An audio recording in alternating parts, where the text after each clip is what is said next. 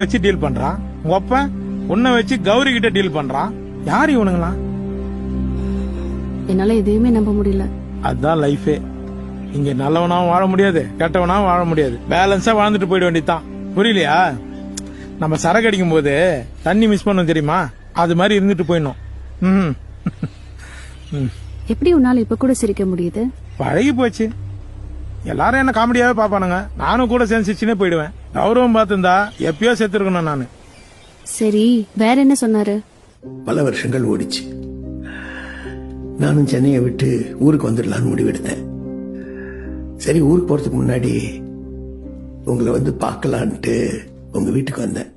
உனக்கு அப்போ 7-8 வயசு இருக்கும்னு நினைக்கிறேன். அதான் அமுதாவையும் ஒன்னையும் நான் கடைசியா பார்த்தது. நான் கிளம்புறதுக்கு முன்னாடி அமுதா என்கிட்ட என்ன கேட்டா தெரியுமா?